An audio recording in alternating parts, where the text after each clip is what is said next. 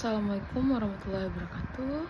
Hello everyone, introduce myself. My name is Fitriana Siroyani with NPM 224111133 from class management 22C. And today I will presentation about legal position of tax. The first one is, what is legal position of tax? Legal position of tax refers to the fundamental principles and laws governing the authority of a government to impose and collect tax from individuals and business. Here's the legal position of tax according to experts present in English. 1. Adolf Wagner. Wagner sees tax as a compulsory contribution imposed by the state on individuals and business. Tax holds a legal position as a tool for the state to fund public needs, improve social welfare, and stabilize the national economy. He emphasized the role of tax in wealth redistribution and social balance. And the second is Rahmat Sumitra. Sumitra argues that tax is a mandatory levy based on law. It's seen as a means to achieve public welfare and prosperity. Legally, tax has a compulsory element as regulated by state laws requiring individuals or business to pay tax in accordance with the law. And the third is John Stuart Mill. Mill emphasized fairness in taxation. He believes the legality of tax should uphold the principle of justice, where individuals pay tax according to their economic capacity. Tax should be established through clear legal provisions to avoid discrimination and to protect citizen rights.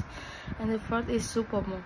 Supomo views tax as a societal duty to the state, with the state holding full authority over tax collection for the common good. Tax is seen as having a strong legal basis as it is legally binding and plays a significant economic and social function. Tax are generally imposed under statutory law, which means they are created and regulated by legislative acts and have a few core legal foundations. The first one is legislative authority. The power to levy tax is vested in the government by the constitutions or governing laws. For example, in the United States, the power to tax is granted to Congress under Article Section 8 of the Constitution. And the second is public purpose. Tax must be used to serve the public good. Governments are legally bound to allocate tax revenue towards activities and services that benefit society, such as infrastructure, defense, education, and healthcare. Next is non-discriminatory and equitable. Tax laws must be applied fairly, which generally. Next, here's a more detailed explanation of the legal position of tax. The first one is constitutional authority. The authority to levy tax is a foundational element by a nation's constitution or supreme governing law. The power is typically assigned to legislative bodies such as the U.S. Congress or Indonesian Dewan Perwakilan Rakyat, which pass tax laws that define the types, rates, and collection methods of tax.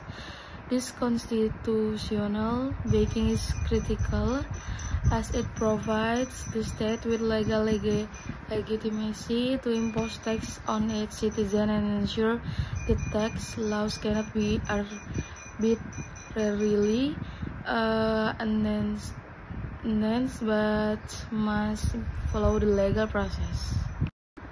The second is statutory law and legislative process. Tax action is governed by specific tax statutes that are crafted debated and approved by this legislature. This status outlines the different types of tax, income, corporate property, sales, etc., rates, exemptions, and enforcement procedure. Because taxes are compulsory and have significant implications on citizen finance, statutory law ensures that taxes are implemented transparently and uniformly. Legislative debate and approval ensure that the public interests are considered and the tax is intended to benefit society. The third is compulsory nature and enforcement. One of the defining characteristics of tax is its compulsory nature. Tax laws are enforced by agencies such as the Internal Revenue Service or IRS in the United States or Direktorat Jenderal Pajak in Indonesia, which are empowered to collect tax and ensure compliance. If individuals or businesses fail to pay their tax, these agencies have the legal right to impose penalties, fines, and other enforcement action. This authority underscores the legal mandate of tax and the role of enforcement agencies in upholding compliance. The fourth is principle of public purpose. Tax must be used for public purpose and cannot be imposed for private benefits. This principle ensures that the funds collected are directed toward societal needs, such as infrastructure, public health, education, defense, and other services that improve the welfare of the community. By law, tax revenue should contribute to projects and services that benefit the population as a whole, not private interests. The fifth is equity and fairness in tax action. A crucial aspect of the legal position of tax is the principle of equity and fairness, which ensure that tax burdens are distributed in a way that reflects taxpayer ability to pay. This principle often manifests in progressive taxation, where higher income earners are taxed at higher rates, promoting fairness. Legal frameworks such as tax codes may also include deduction credits and exemptions to ease the tax burden on lower income individuals and promote social equity. The sixth is protection of taxpayer rights. Tax laws also incorporate provisions to protect taxpayer rights. These rights include transparency in tax obligation, the right to appeal tax assessment, and protection from unfair treatment by tax authorities. Many countries establish taxpayer advocacy bodies or ombudsman service to ensure that taxpayers are treated fairly and given adequate resources to resolve disputes. The protection of taxpayer rights is fundamental to the integrity of the tax system and helps build trust between the government and its citizens. Next, role in redistribution and economic policy. Tax is also a tool for economic and social policy, used to distribute wealth and promote economic stability. By imposing tax on higher income earners and providing social service funds by tax, the government seeks to reduce income inequality. Additionally, tax policies can be crafted to incentive certain behaviors, such as tax credits for clean energy investment or dedication for charitable contribution, aligning tax law with broader economic and social goals.